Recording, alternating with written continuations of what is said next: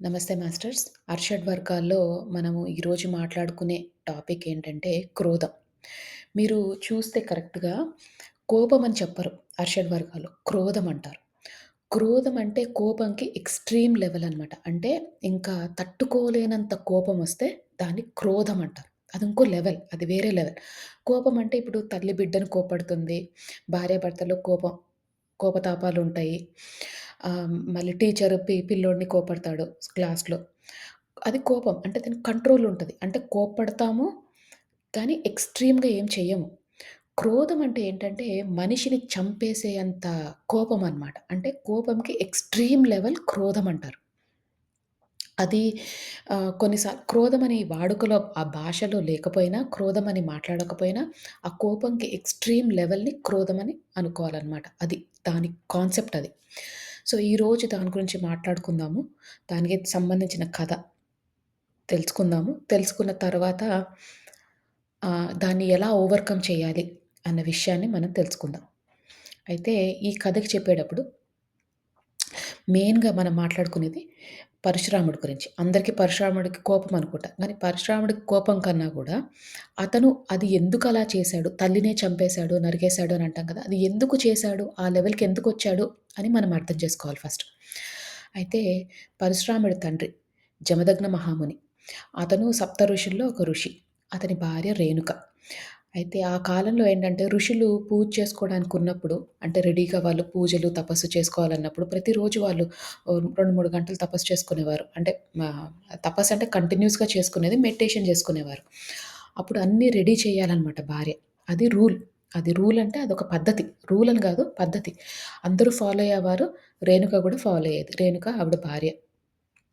అయితే ఒకరోజు నదికి వెళ్ళి నీళ్లు తీసుకొని రావాలనమాట. పూజ కోసం నీళ్లు తీసుకురావాలి. తీసుకురావాలని అన్నప్పుడు అక్కడికెళ్ళినప్పుడు అక్కడ గంధర్వులిద్దరు. అంటే కొన్ని చోట్ల కథ ఒక రాజు గురించి చెప్తారు. కొన్ని చోట్ల గంధర్వుల గురించి చెప్తారనమాట. ఒక గంధర్వులు ఒక అతను, ఒక ఆవిడ.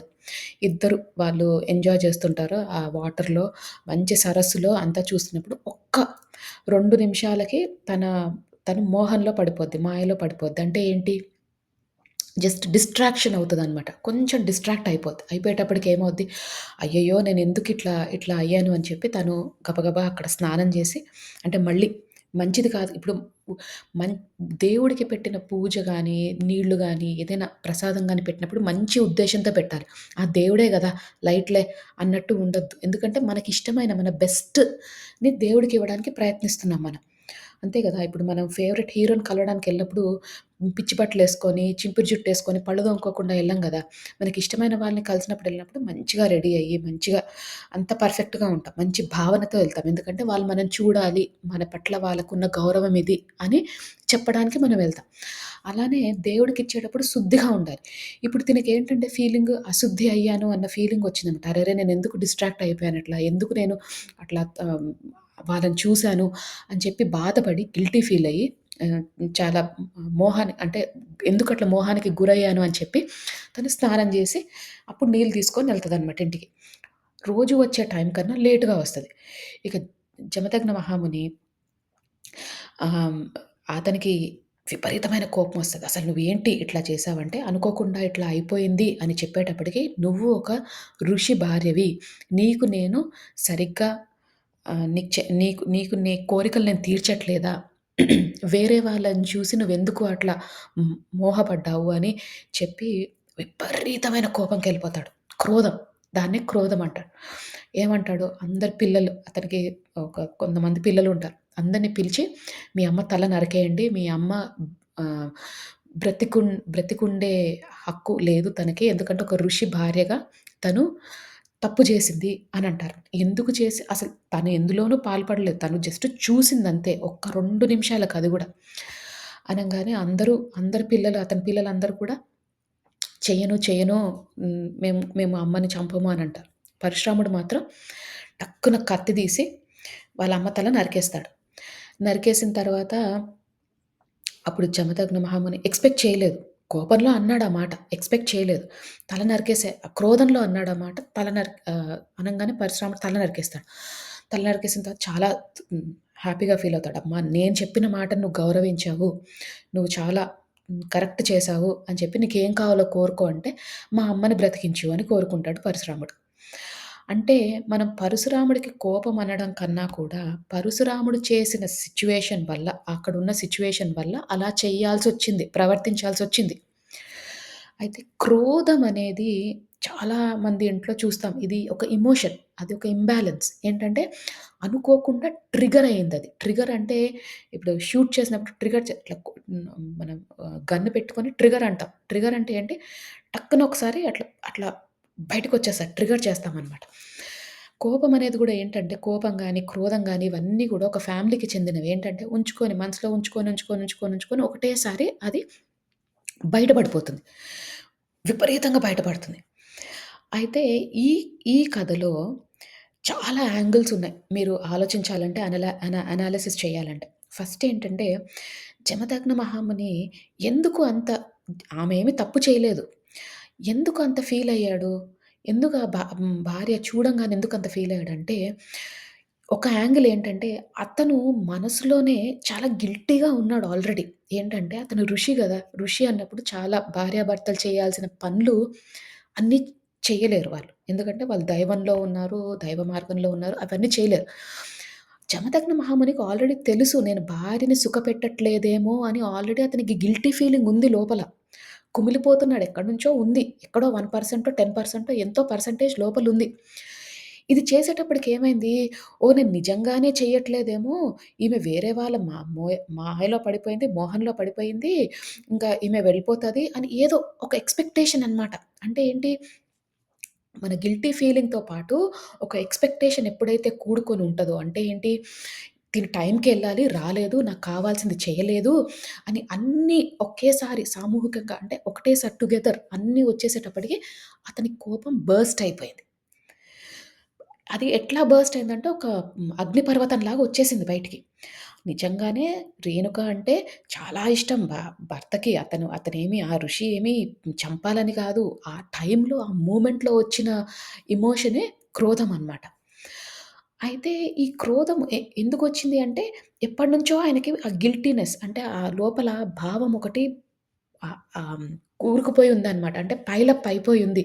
అంటే ఏంటి, అయ్యో! నేను తప్పు చేశానేమో నా భార్యకి నేను మంచిగా చేయలేదు. ఇప్పుడు ఋషులన్నాక వాళ్ళు, వాళ్ళు దానికి ఇప్పుడు పెళ్లి చేసుకున్నారు. ఋషులన్నాక మరి పెళ్లి చేసుకోకుండా ఉండాల్సింది. అతను పెళ్లి చేసుకున్నాడు, పిల్లల్ని కన్నాడు. భార్యకంటూ కొన్ని కోరికలుంటాయి. భార్యాభర్తలుగా ఉండాల్సినప్పుడు భార్యకున్న కోరికలుంటాయి.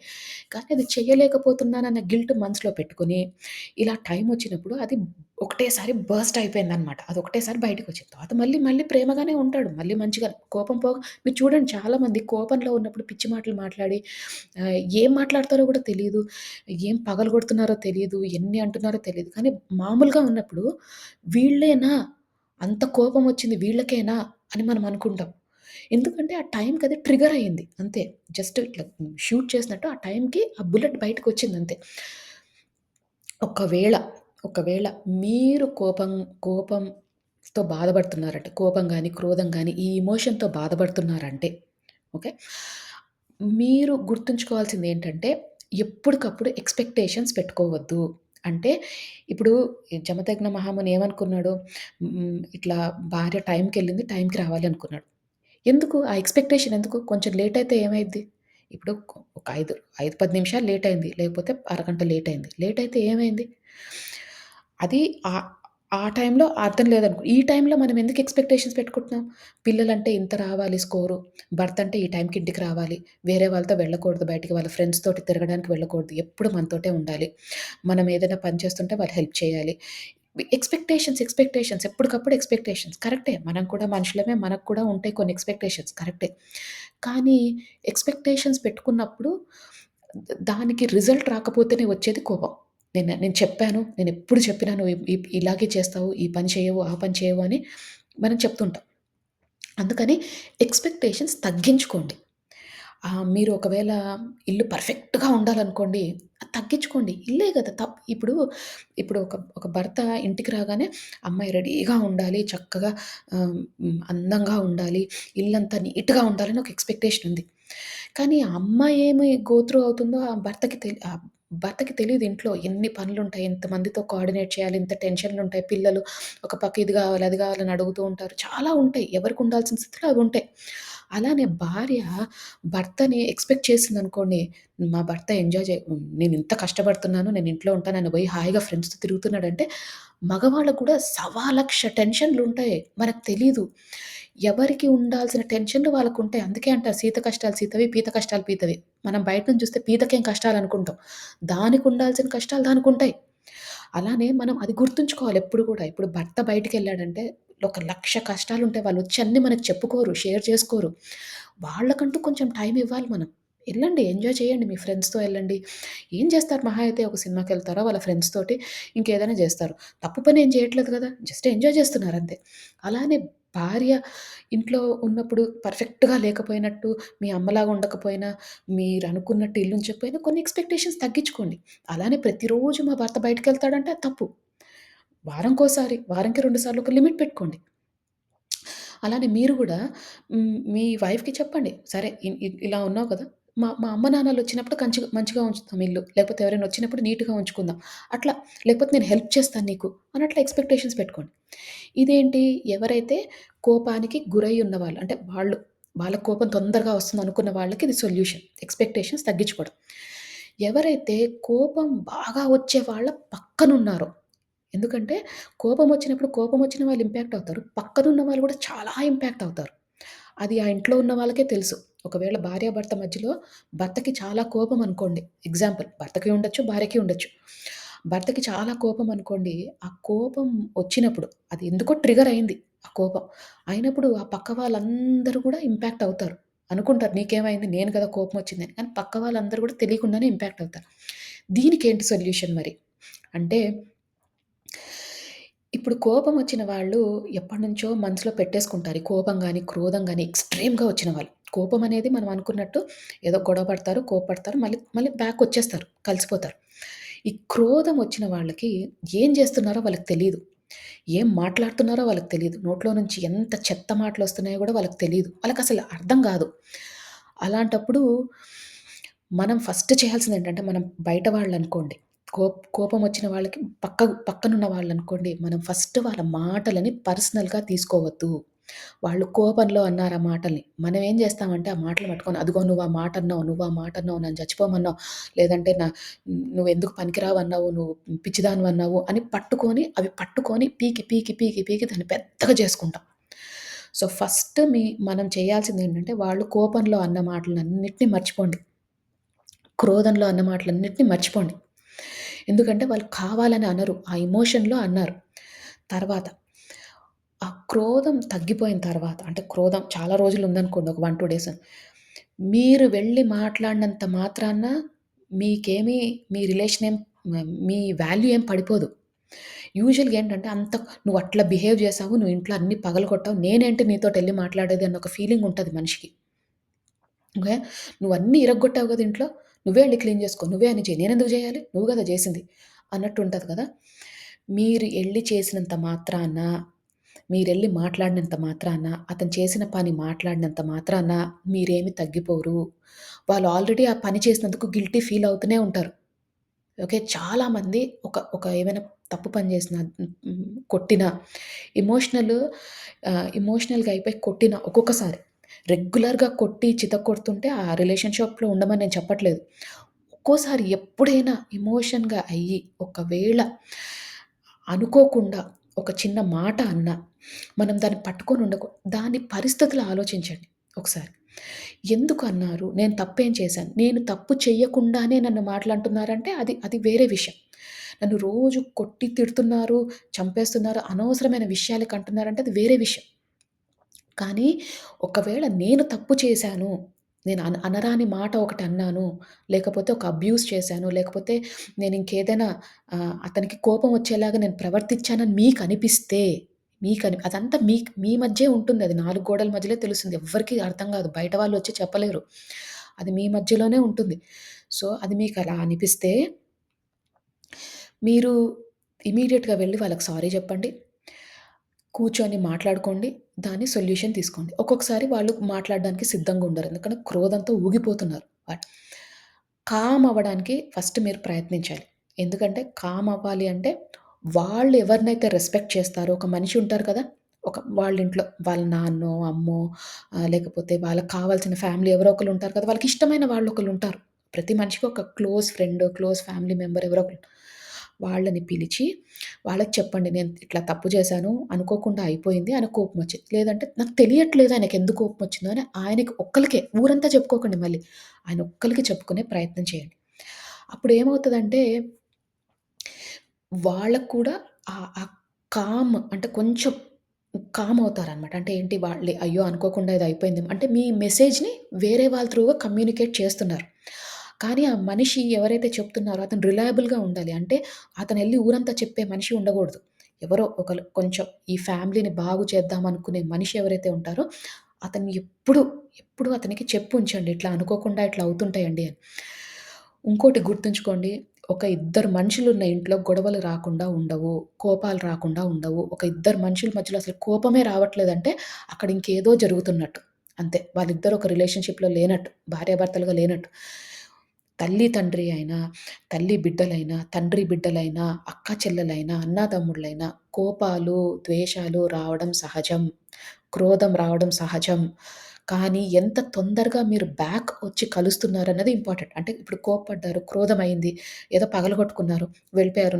నువ్వో రూమ్‌లోకెళ్ళిపోయావు, ఆయనో రూమ్‌లోకెళ్ళిపోయాడు. వెళ్ళిపోయిన తర్వాత మళ్ళీ ఎప్పుడొచ్చి కలుస్తున్నాం? 1 వీక్ తర్వాత, 1 ఇయర్ తర్వాత అసలు కలవట్లేదా? కలవడం అనేది ఇంపార్టెంట్. ఎప్పుడు ప్యాచ్ అవుతున్నాం మళ్ళీ, ఎప్పుడు బ్యాకొస్తున్నాం అనేది ఇంపార్టెంట్. మనం మొండిగా ఉంటే వాళ్ళు మొండిగా ఉంటారు. వాళ్ళు ఆల్రెడీ గిల్టీగా ఉన్నారు. సో, కొన్ని సార్లు తగ్గించుకోవడం మనం తగ్గించుకోవడం ఎందుకు తగ్గించుకుంటున్నామంటే, వాళ్ళు తప్పు, కరెక్టు అని కాదు. వాళ్ళలా ఇరక్కొట్టడం తప్పే. చాలా తప్పు. అట్లా చేయకూడదు. చాలా తప్పు. కానీ ఏ సిట్యుయేషన్ వల్ల ఇరక్కొట్టుకున్నారో అది మాట్లాడుకోవాలి. లేదు నేనింతే, నేనెప్పుడు ఇట్లనే ఇరగ్గొడతాను, నేను ఇట్లా చేస్తా అంటే అది పిచ్చంటారు దాన్ని. కోపం అనరు, క్రోధం అనరు. క్రోధం అనేది ఒక టైంకొచ్చిన ట్రిగ్గర్ పాయింట్. నేను ప్రతిరోజు ఇంటికొచ్చి కిచెన్‌లో సామాన్లన్నీ పగలగొడతాను, ఇరగ్గొడతాను అది పిచ్చి. అది క్రోధం గాదు. దానికొక లైనుంది. మనం చూసుకోవాలి. ఎక్కడ ఏ లైన్ క్రాస్ అవుతుంది అని. ఆ లైన్ క్రాస్ అయింది అంటే మాత్రం దానికొక రీజనుంది. ఆ రీజన్‌ని ఎట్లా బయటికి తీసుకురావాలి. అంటే ఆ రీజన్‌ని ఎట్లా మనం మాట్లాడుకొని ఎట్లా సాల్వ్ జేసుకోవాలి. మనం మాట్లాడుకోవడమా, ఇంకెవరినైనా తీసుకొచ్చి మాట్లాడడమా అనేది ఇంపార్టెంట్. కానీ అన్నిటికంటే ముఖ్యమైనదేంటంటే, అన్నీ విడిపోవడానికి కారణం ఏంటంటే, వాళ్ళన్న మాటల్ని మనం మనసులో పెట్టేసుకుంటాం. ఏంటంటే నువ్వట్లా అన్నావు, నువ్వట్లా అన్నావు, నువ్వట్లా అన్నావు అని తెప్పుకుంటూ మర్చిపోవడానికి ప్రయత్నించండి. అనాలని అనలేదు. మీరంటే ఇష్టమే. కానీ అనాలని ఆ మాట అనలేదు కోపంలో. చచ్చిపో అన్నా గాని, లేకపోతే నువ్వు పిచ్చిదానివి అన్నా గాని, నువ్వు అనాలని అనలేదు. ఆ కోపంలో వస్తాయి అట్లా మాటలు. కొంతమంది బూతులు మాట్లాడతారు కోపమొస్తే. కొంతమంది తిడతారు, కొంతమంది కొడతారు, కొంతమంది ఇరగ్గొడతారు. కొంతమంది బయటికెళ్ళిపోతారు. బాగా కోపం ఊగిపోయి కోపమొస్తే మళ్ళీ రారు కొన్ని రోజుల వరకు. 1, 2 డేస్ వరకు రారు. రకరకాలుగా ఉంటాయి. చూస్తూ ఉంటాం. సినిమాలలో చూస్తూ ఉంటాం. మన ఇంటి పక్కన చుట్టుపక్కల వీళ్ళ చూస్తుంటాం. మన ఇంట్లోనే చూస్తుంటాం ఒక వెర్షన్. సో, అందుకని మాస్టర్స్ ఇది చాలా సెన్సిటివ్ టాపిక్ అర్షడ్ వర్గం అనేది. ఎవరైతే మెడిటేషన్ చేస్తున్నారో, ఎవరైతే ధ్యానం క్లాస్‌లో ఉన్నారో అందరికీ ఒకటే రిక్వెస్ట్. మీరు మీలో కోపం అనే అర్షడ్ వర్గం ఉన్నా, మీ చుట్టుపక్క వాళ్ళలో ఉన్న జస్ట్ పేషెన్స్‌తో ఎక్స్‌పెక్టేషన్స్ లేకుండా వాళ్ళని ట్రిగ్గర్ చేయకుండా అంటే వాళ్ళకి ఇట్లా ట్రిగ్గర్ చేయకుండా ఉండే బాధ్యత మనది. ఓకే. మన చుట్టుపక్కల మన వాళ్ళ అదొక ఏమంటారు? అదొక సిట్యుయేషన్. అదొక ఎమోషన్. దాన్ని ఊరంతా చెప్పుకోకూడదు. మా ఆయన ఇట్లా చేశాడు. మా ఆవిడ ఇట్లా చేసింది. మా ఆవిడ కోపమొస్తే ఇట్లా చేసింది. ఎళ్ళిపోయింది. మా పుట్టింటికెళ్ళిపోయింది అనంటే తను హర్ట్ అయింది. వెళ్ళిపోయింది. మిమ్మల్ని ఏమి అనలేదు గదా! తనకు కొంచెం గ్యాప్ ఇవ్వండి. కొంచెం టైం ఇవ్వండి. ఇంటికెళ్ళిపోతే. అంతేగాని దాన్ని ఊరంతా చెప్పుకునే ప్రయత్నం చేయొద్దు. మీ ఇంటిని మీరే రోడ్డు మీదకి ఎక్కించుకోవద్దు. అందరింట్లో జరిగేవే. కొంతమంది చెప్పుకుంటారు. కొంతమంది చెప్పుకోరు. ఎవరైతే ఇంట్లో ఒక 40 ఏళ్ళు ఉన్నారో మీరు అడగండి కావాలంటే. వాళ్ళింట్లో అట్లాంటి విషయాలు కూడా జరిగినే ఉంటాయి. చాలా జరిగినే ఉంటాయి. అట్లానే వాళ్ళు చెప్పుకోరు అంతే. కొంతమంది 2 ఏళ్ళకి, 3 ఏళ్ళకే వదిలేసి వెళ్ళిపోతారు. నా వల్ల గాదు అని. సో, అది దాన్ని డిసైడ్ చేసేది మీరే. అది ఎలాంటి రిలేషన్‌షిప్‌లో ఉన్నారని డిసైడ్ చేసుకోవాల్సింది మీరే. మీకు ఆ రిలేషన్‌షిప్‌లో ఉండాలనుంది. అతను చాలా మంచివాడు. కానీ కొన్ని సార్లు ఇట్లా చేస్తున్నాడంటే దాన్ని బాగు చేసుకునే బాధ్యత మీది. లేదు ఆ రిలేషన్‌షిప్‌లో ఉండాలని లేదంటే భర్తగా గాని, భార్యగా గాని ఉండాలని లేదు. ఎందుకంటే అతనికి పిచ్చుంది. ప్రతిరోజు వచ్చి పగలగొడతాడు. ప్రతిరోజు వచ్చి అదొక చావగొడుతున్నాడు. ప్రతిరోజు కొడుతున్నాడంటే అసలు ఆ రిలేషన్‌షిప్‌లో ఉండాల్సిన అవసరమే లేదు. అలాంటి టైంలో అసలు మీరు ఉండాలని ఎవ్వరూ చెప్పరు. ఇది ఎలాంటివంటే చిన్న చిన్న విషయాలు స్పెషల్లీ మన మిలేనియల్స్‌లో చూస్తాం. అంటే కొత్తగా పెళ్ళైన వాళ్ళలో చూస్తాం. మన పాత మన అమ్మమ్మలు, నానమ్మలు చూస్తే వాళ్ళు ఎన్నో పడ్డారు. ఎన్నో పడ్డారు. మా అత్తగారులు, మన అందరూ అమ్మ వాళ్ళు అందరూ పడి వచ్చిన వాళ్ళే. ఏదో ఒక విధంగా అమ్మా, నాన్నల్లో అమ్మైనా అనుభవించుంటది, నాన్నైనా అనుభవించుంటది. లేకపోతే వాళ్ళు కాంప్రమైజ్ అయిపోయారు. వాళ్ళు అర్థం చేసుకున్నారు. కానీ ఈ కొత్త జనరేషన్‌కి ఏమవుతుందంటే మన పిల్లలకి మనం చెప్పాల్సిందేంటంటే గొడవ పడకుండా ఉండొద్దు అని చెప్పొద్దు. ఒకవేళ మీరు గనుక మీ పిల్లల్ని పంపిస్తున్నారనుకోండి, గొడవలు సహజమే అని చెప్పండి. కానీ ఎంత తొందరగా మీరు వచ్చి కలుసుకుంటున్నారో అన్నది ఇంపార్టెంట్ అని చెప్పండి. అది మనం చెప్పాల్సింది. గొడవలే రాకూడదు ఇంట్లో, మంచిగా ఉండాలి. కాదు గొడవలొస్తాయమ్మా. గ్యారంటీగా గొడవలొస్తాయి. ఈ గొడవలు పడకుండా ఉండే రిలేషన్‌షిప్ లేదు అని చెప్పండి. క్లియర్‌గా చెప్పండి. నేను, నాన్న గూడా కొట్టుకున్నాము. మళ్ళీ బ్యాక్‌కొచ్చేసాం. ఎందుకంటే మాకు ఒకళ్ళ మీద ఒకళ్ళకి ఇష్టం. ఆ గౌరవాన్ని ఉంచుకున్నాం. సో, అది మనం చెప్పాల్సింది. ఎప్పుడైతే రెస్పెక్ట్ పోయిందో ఇంట్లో, నిన్ను పురుగులాగా చూస్తున్నాడో ఇంట్లో, అప్పుడు వచ్చేసేయి బయటికి. లేదు చాలా ప్రేమగా చూస్తున్నాడు, ఒక్కొక్కసారి ఇట్లా ఎమోషనల్ బర్స్ట్ అవుతుందంటే, దాన్ని కొంచెం టైం ఇవ్వండి అంతే. ఫిక్స్ అవ్వడానికి. అది ఫిక్స్ అవ్వట్లేదు, ఆ ఎమోషనల్ బర్స్ట్ ఎక్కువ సార్లు అవుతుంది, రిపీటెడ్‌గా అవుతుంది, నెలకోసారి అవుతుంది, వారంకోసారి అవుతుంది అంటే నో. అది పెద్ద ప్రాబ్లమ్. అది ఫిక్స్ చేయాల్సిన ప్రాబ్లమ్. లేదు ఇయర్‌కోసారి అవుతుంది, 2 ఏళ్లకోసారి ఇట్లా అనుకోకుండా అట్లా ట్రిగ్గర్ అయింది. కొంతమంది అంటారు చూడండి, మా ఆయనకి కోపమే రాదు, వస్తే మాత్రం ఆగదు అని. అలాంటి టైంలో మీరు కంట్రోల్ చేసుకునే ప్రయత్నం చేయాలనమాట. అంటే ఏంటి, జాగ్రత్తగా ఉండి కొంచెం వాళ్ళకి ఎందుకు ట్రిగ్గర్ అవుతుంది అని అర్థం చేసుకోవాలి. ఒకవేళ అది తప్పనుకోండి, వాళ్ళ ఆలోచన విధానం తప్పనుకోండి, అది కరెక్ట్ చేసే ప్రయత్నం చేయండి. కోపం వచ్చినప్పుడు చెప్పకండి. మంచిగా ఉన్నప్పుడు దాన్ని కరెక్ట్ చేసే ప్రయత్నం చేయండి. లేదు ఇది అనుకున్నది తప్పు, ఇట్లా చేయకూడదు. మీరు ఆలోచించే విధానం తప్పు. మనం డిస్కస్ చేసుకుందాం అనే విధంగా చేయండి. అది ఎప్పుడు చెప్పాలి? అంతా మంచిగా ఉన్నప్పుడు, మంచి ఎన్వైర్న్‌మెంట్ ఉన్నప్పుడు. కోపంలో ఉన్నప్పుడే మనం అరవడం మొదలెట్టి, వాళ్ళు అరిచారని మనం అరిచి, వాళ్ళు పగలగొట్టారని మనం పగలగొట్టి, వాళ్ళ ఇంట్లో నుంచి వెళ్ళిపోయారని మనం వెళ్ళిపోతే ఇల్లు రోడ్డు మీద పడతది. సో, ఒకళ్ళు కంట్రోల్డ్‌గా ఉండాలి. ఒకళ్ళు అట్లా ఎమోషన్‌గా ఉన్నప్పుడు ఒకళ్ళు బ్యాలెన్స్ చేసుకుంటూ ఉండాలి. సో, అది మాస్టర్స్ ఈరోజు మనం చెప్పుకునే టాపిక్. సో, అందరూ చక్కగా విన్నారు కాబట్టి ఇక మనం ధ్యానం చేసుకుందాము. అందరూ స్థిర సుఖాసనంలో కూర్చోండి. అంటే మీకు ఏ పొజిషన్ కంఫర్టబుల్‌గా అనిపిస్తే ఆ పొజిషన్‌లో కూర్చోండి. ఒకవేళ మీ ఆరోగ్య రీత్యా మీరు కూర్చోలేకపోతే పడుకొని కూడా ధ్యానం చేయొచ్చు. కూర్చున్నప్పుడు మీరు వెన్నుముక్క స్ట్రెయిట్‌గా ఉండేటట్టు చూడండి. తల నిటారుగా పెట్టండి. వేలల్లో వేలు పెట్టుకోండి. కళ్ళు 2 మూసుకోండి. అలాగే పడుకొని ధ్యానం చేసేవారు కాళ్ళు మీద కాళ్ళు పెట్టుకొని, వేలల్లో వేలు పెట్టుకొని, కళ్ళు 2 మూసుకోండి.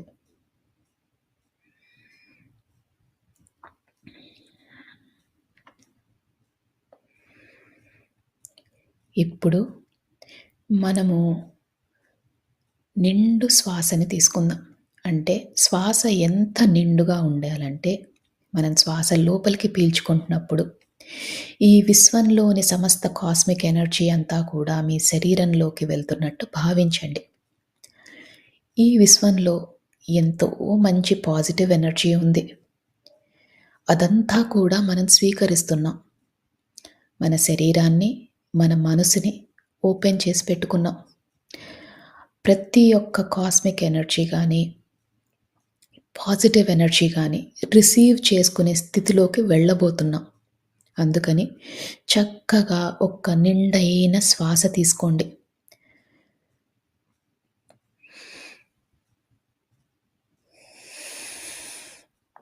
ఆ శ్వాసని వదిలేసేటప్పుడు మనలోని సరికాని ఆలోచనలు, చికాకులు, టెన్షన్‌లు ఏవైనా ఉంటే అవన్నీ తొలగించుకునే ప్రయత్నం చేయండి. ఈ నిండైన శ్వాస తీసుకున్నప్పుడు మీ ఊపిరితిత్తులు నిండుగా అనిపిస్తాయి. అలాగే ఆ శ్వాసని వదిలేసేటప్పుడు చాలా తేలికైపోతాయి. దీన్ని గమనించండి. ఇలానే ఒక 5 సార్లు నిండైన శ్వాస తీసుకొని వదిలేసే ప్రయత్నం చేయండి.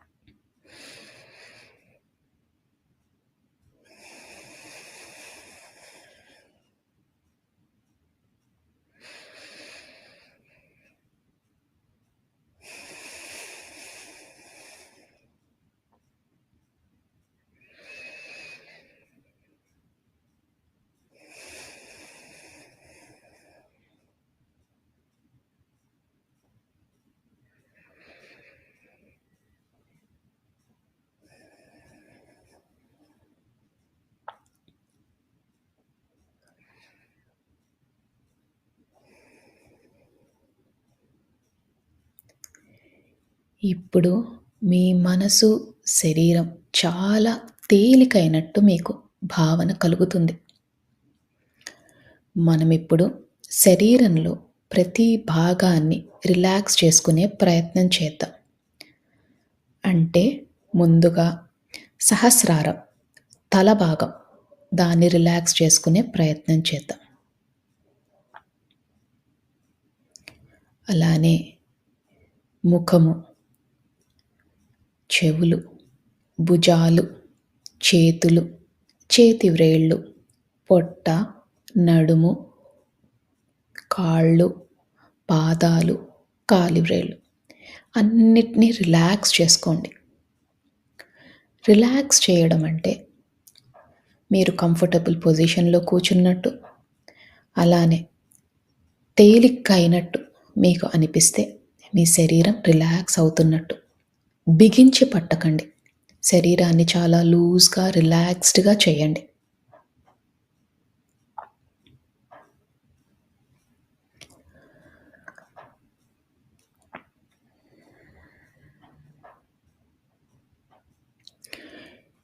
ఇప్పుడు మీ శరీరం అంతా రిలాక్స్ అయింది. మీ మనసు కూడా చాలా తేలిక అయింది. ఇక అతి ముఖ్యమైన విషయం, మీరు ఎలాంటి సమస్యతో బాధపడుతున్నా, ఎలాంటి స్థితిలో ఉన్నా, ఇదంతా తాత్కాలికమని మాత్రమే గుర్తించండి. ఎందుకంటే ఏ సమస్యకైనా ఒక సమాధానం ఉంటుంది. దాని దొరికే ప్రయత్నమే, దాన్ని కనుక్కునే ప్రయత్నమే ఈరోజు మనం చేసే ఈ ధ్యానం. అందుకని శరీరం అంతా రిలాక్స్ చేస్తున్నాం, మనసుని రిలాక్స్ చేస్తున్నాం. ఎలాంటి పరిస్థితులైనా కూడా ఒక అరగంట పాటు మనం అది పక్కన పెడుతున్నాం, అంటే దాన్ని మర్చిపోయే ప్రయత్నం చేస్తున్నాం. మరి ఇది మర్చిపోవాలంటే మనకి ఆ భగవంతుని శక్తి కావాలి. మీ ఇష్టదైవమైన, ఎవరైనా మీ ఇష్టదైవం ఉంటే ఆ ఇష్టదైవాన్ని మనస్ఫూర్తిగా నమస్కరించుకోండి. అలానే ఒకవేళ మీ ఇష్టదైవం లేకపోయినా, భగవంతుడి పైన నమ్మకం లేకపోయినా, ఈ విశ్వంలోని ఉన్న కాస్మిక్ ఎనర్జీ, ఆ పాజిటివ్ ఎనర్జీ ఏదైతే మనల్ని నడిపిస్తుందో దాన్ని నమస్కరించుకొని, కృతజ్ఞతలు తెలియజేసుకొని మనతో పాటు ధ్యానం చేయడానికి ఆహ్వానించండి. మీ ఇష్టదైవాన్నైనా, ఈ పాజిటివ్ ఎనర్జీనైనా మనతో పాటు ధ్యానం చేసే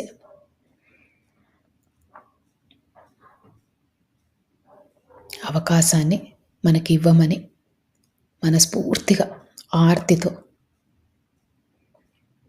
చెప్పుకోండి.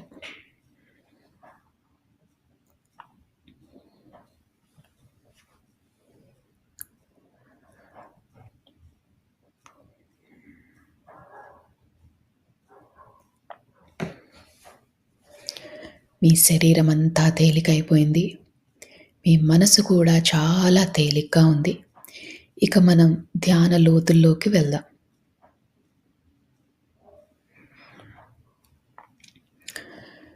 మీకు కనుబొమ్మల మధ్యన బొట్టు పెట్టుకునే దగ్గర రకరకాల రంగులు కనిపిస్తాయి. కొన్నిసార్లు విజన్స్ కానీ, కాంతులు కానీ కనిపిస్తాయి. దాన్ని థర్డ్ ఐ లొకేషన్ అంటారు. ఈ ధ్యానం మొత్తంలో కూడా ఆ లొకేషన్లో, అంటే మీ కనుబొమ్మల మధ్యన దృష్టి పెట్టేలాగా, దాని మీద ఫోకస్ పెట్టేలాగా చూసుకోండి. మీకు ఎప్పుడు ఆలోచనలు వచ్చినా నెమ్మదిగా శ్వాస మీదికి ధ్యాస మరల్చండి. ఆలోచనలు వస్తూ ఉంటాయి. అది చాలా సహజం. ఆలోచనలు వచ్చినప్పుడల్లా నెమ్మదిగా శ్వాస లోపలికి ఎలా వెళ్తుంది, ఎలా బయటికి వస్తుంది అని గమనించండి.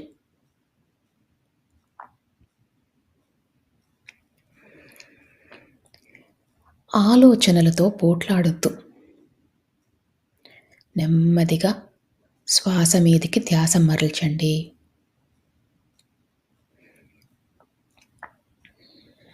ఈ ప్రక్రియలో, ఈ ధ్యాన ప్రక్రియలో చాలాసార్లు ఆలోచనలు వచ్చే అవకాశం ఉంది.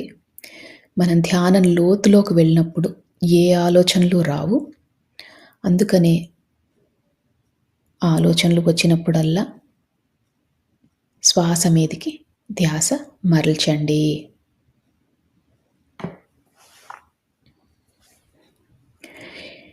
మనం ధ్యాన లోతుల్లోకి వెళ్ళబోతున్నాము.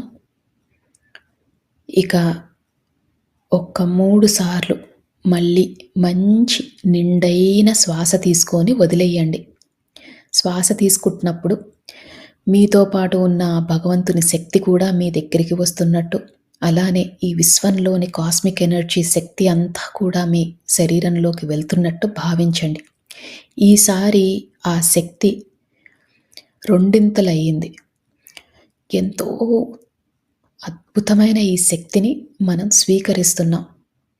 అందుకని శ్వాస లోపలికి వెళ్ళేటప్పుడు చక్కగా నిండుగా మీ ఊపిరితిత్తులన్నీ కూడా నిండుగా అయ్యేటట్టు భావించి ఆ శ్వాసని తీసుకొని మళ్ళీ వదిలేయండి.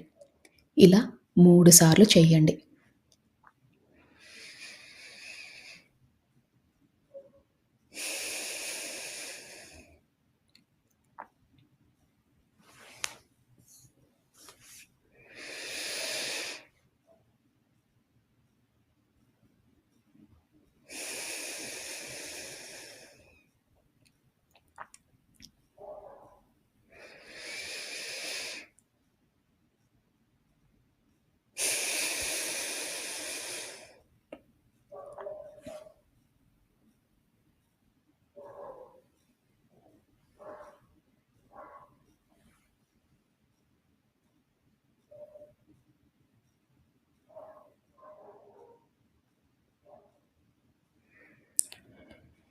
ఇప్పుడు మీ శరీరము, మీ మనసు చాలా తేలికైపోయాయి.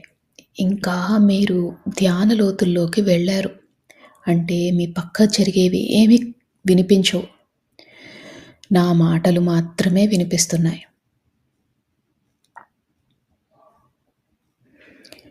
ఆ కనుబొమ్మల మధ్యన ఉన్న ఆ ప్రదేశాన్ని, అంటే థర్డ్ ఐ లొకేషన్‌ని బాగా ఫోకస్‌లో పెట్టండి.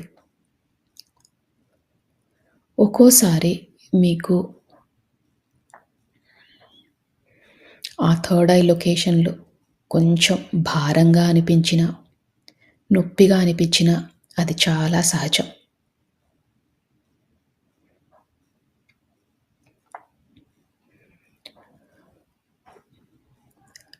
మన ఇష్టదైవంతో పాటు, ఈ విశ్వంతో పాటు మనము ఇంకా ధ్యాన లోతుల్లోకి వెళ్తున్నాం.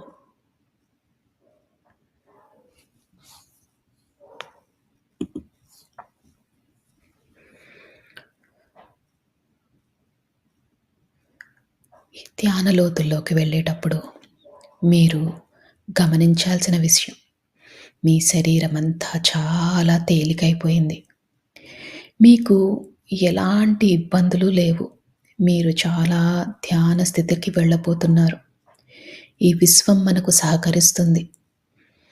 మనము అద్భుతమైన స్థితికి వెళ్ళబోతున్నాం. మనకున్న పరిస్థితులు తాత్కాలికం మాత్రమే.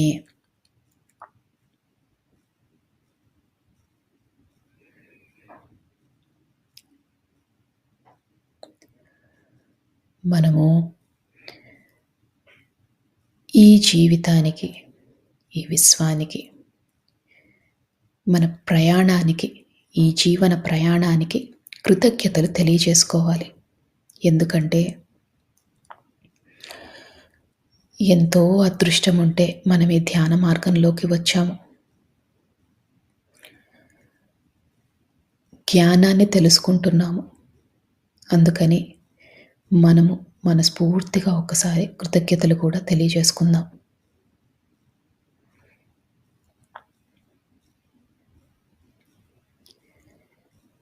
ఈ కృతజ్ఞతలు తెలియజేసినప్పుడు మీ శరీరం ఇంకా తేలికవుతుంది. ఎందుకంటే మీలోని సరికాని ఆలోచనలన్నీ తొలగిపోయాయి. మీరు ఎంతో రుణపడి ఉన్నారు ఈ అవకాశానికి, ఈ విశ్వానికి.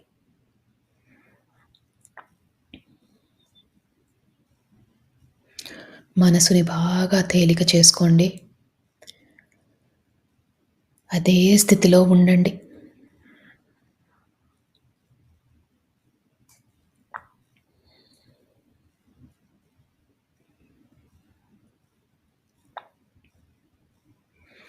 ఆలోచనలు వస్తూ ఉంటాయి. ఆలోచనలు వచ్చినప్పుడల్లా కూడా నెమ్మదిగా శ్వాస మీదికి ధ్యాస మరల్చండి.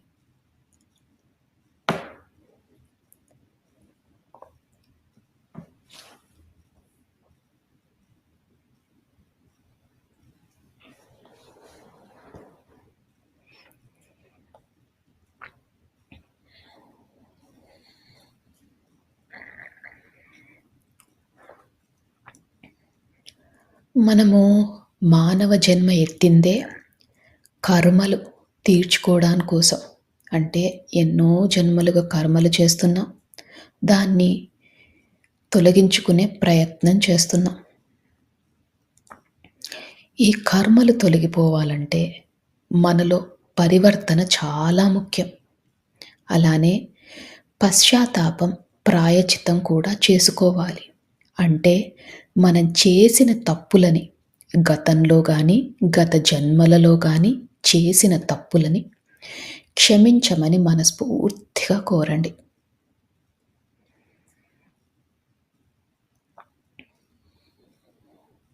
అలానే పరివర్తనలో ఉంటాము అని సహాయం కావాల్సిన వాళ్ళకి సహాయం చేస్తామని మనస్ఫూర్తిగా సంకల్పం చేసుకోండి.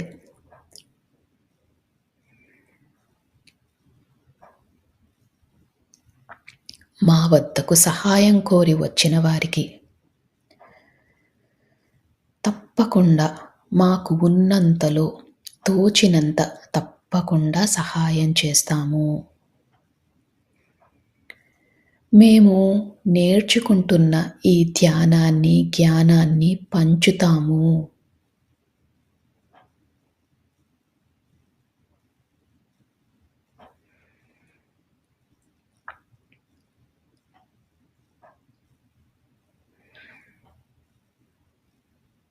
ప్రతి జీవాత్మకు కూడా మా వల్లే సుఖంగా బ్రతికే హక్కు ఉందని తెలుసుకున్నాము.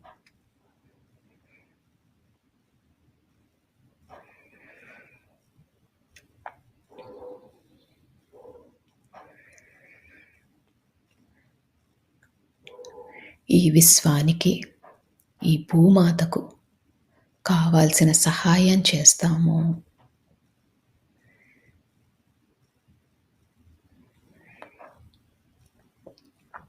ఈ సంకల్పాలు మనం చెప్పుకున్నప్పుడు మీ శరీరం ఇంకా తేలికవుతుంది.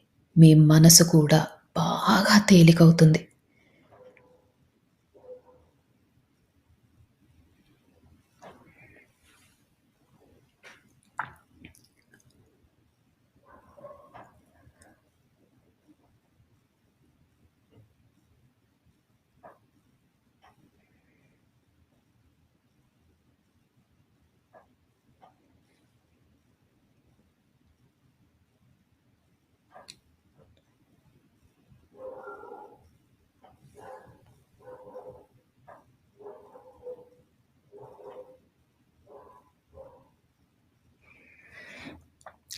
ఈ సంకల్పం చెప్పుకున్నప్పుడు మీ శరీరం చాలా తేలికైంది. ఇంకా లోతులోకి వెళ్ళే ప్రయత్నం చేయండి. మీ పక్కన ఏది జరుగుతున్నా మీకు పట్టించుకోవద్దు. నా మాటలు మాత్రమే మీకు వినిపిస్తున్నాయి. ఈ ధ్యాన లోతుల్లోకి మీరు వెళ్ళిపోయారు. ధ్యానంలో ఆ మహాదేవుడిని, ఆ పరమశివుడిని, ఆ జగన్మాతను, మీ ఇష్టదైవాన్ని, అలానే మీకు ఈ విశ్వం నుంచి కావాల్సిన సహకారం దొరకాలని మనస్ఫూర్తిగా కోరండి. ఇప్పుడు విశ్వంలోని సమస్త కాస్మిక్ ఎనర్జీ అంతా కూడా కాంతుల రూపంలో మన శరీరంలోకి వెళ్తున్నట్టు భావించండి. అద్భుతమైన కాంతులు, ఎటు చూసినా కాంతులే. ఈ కాంతులే మనకు సర్వం, ఈ కాంతులే మనకు దైవం, ఈ కాంతులే మనకు ఆరోగ్యం.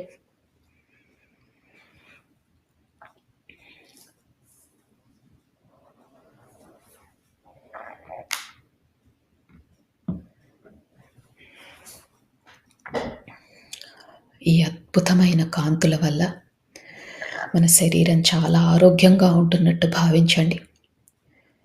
అలానే ఈ ధ్యానం చేసినందువల్ల మనలోని సరికాని ఆలోచనలు అన్నీ తొలగిపోతున్నట్టు భావించండి.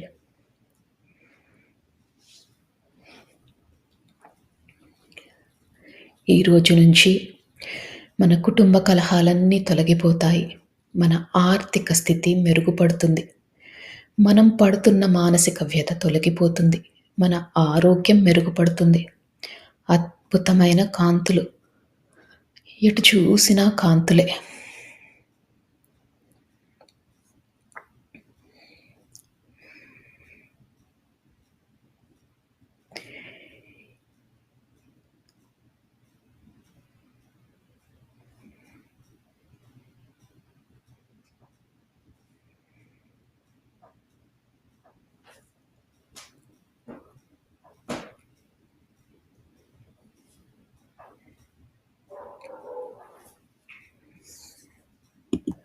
ఇంకా ఇంకా ధ్యాన లోతుల్లోకి వెళ్తున్నారు.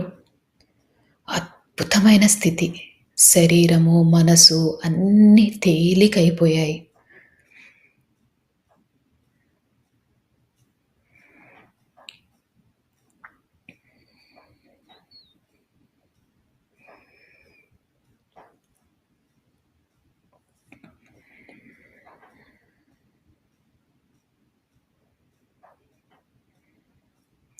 ఒకవేళ ఆలోచనలు వస్తుంటే ఆలోచనలని వాటితో పోట్లాడకుండా నెమ్మదిగా శ్వాస మీదికి ధ్యాస మరల్చండి.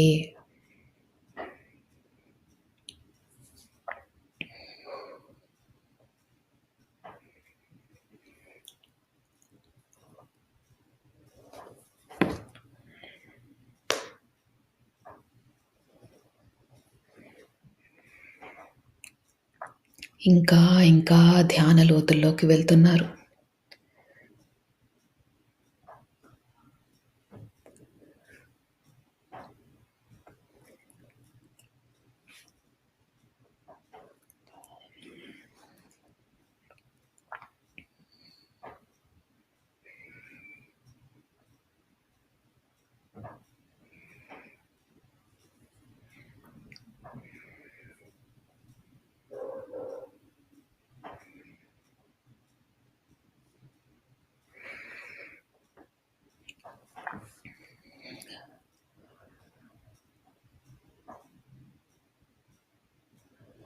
కనుబొమ్మల మధ్యన బొట్టు పెట్టుకునే దగ్గర మీకు రంగులు కనిపించిన, కాంతులు కనిపించిన, విజన్స్ కనిపించిన ఇంకా లోతుకు వెళ్ళండి.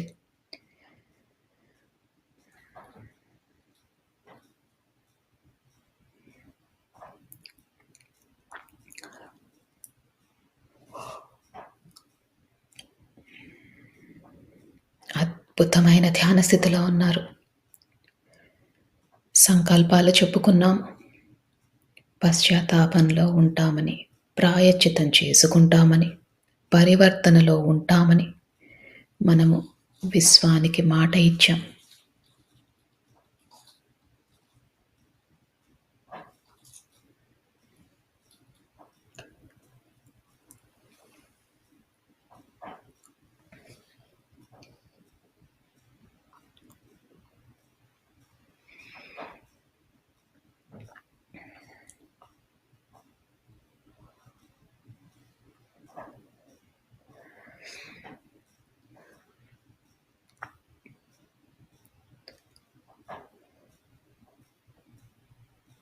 మీ శరీరాన్ని గమనించండి. చాలా తేలికగా ఉంది. ఇదే స్థితిని కొనసాగిస్తూ ఇంకా ధ్యాన లోతుల్లోకి వెళ్ళండి.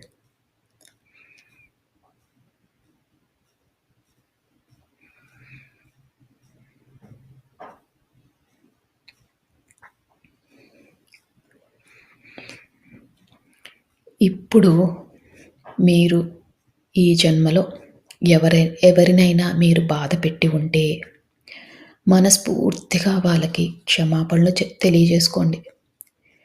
అజ్ఞానంతో, అహంకారంతో వాళ్ళని బాధ పెట్టాము అని మనస్ఫూర్తిగా వాళ్ళని క్షమించమని కోరండి.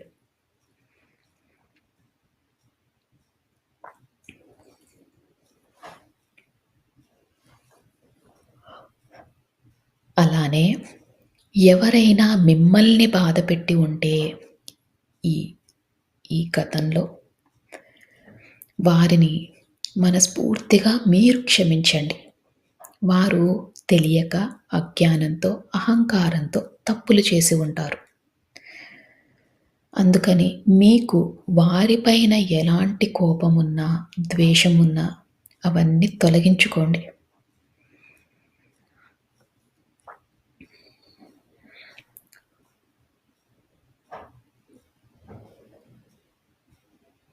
ఇలా చేసినప్పుడు మన మనసు శూన్యమవుతుంది. మనసు శూన్యమైనప్పుడే ఈ విశ్వంతో అనుసంధానం అవ్వగలం. మీ ఇష్టదైవంతో అనుసంధానం అవ్వగలం. అందుకని ఎవరిపైనైనా కోపం గానీ, ద్వేషం గానీ ఉంటే అవన్నీ తొలగించుకోండి. శూన్య స్థితికి చేరుకోండి.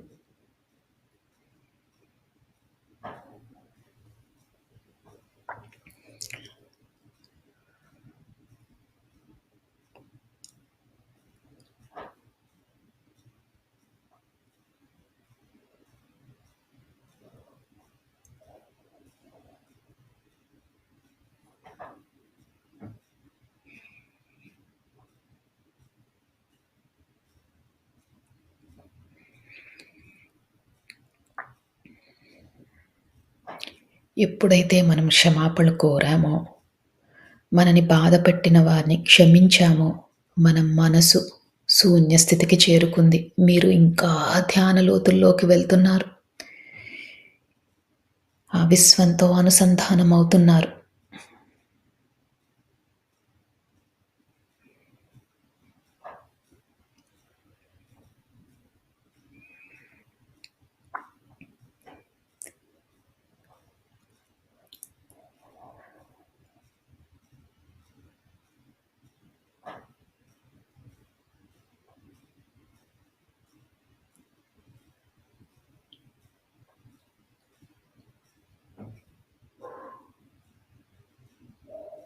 ఇదే స్థితిని కొనసాగిస్తూ మీరు ఇంకా ధ్యాన లోతుల్లోకి వెళ్ళండి.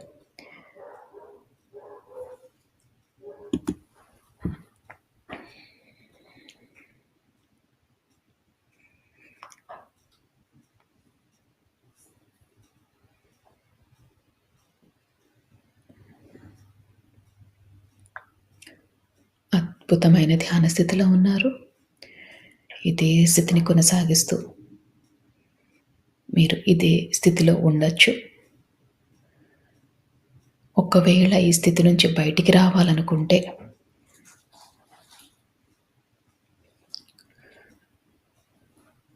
మీ శరీరాన్ని కొద్దిగా కదపండి. నెమ్మదిగా మీ ధ్యాన స్థితిలో నుంచి బయటికి రండి.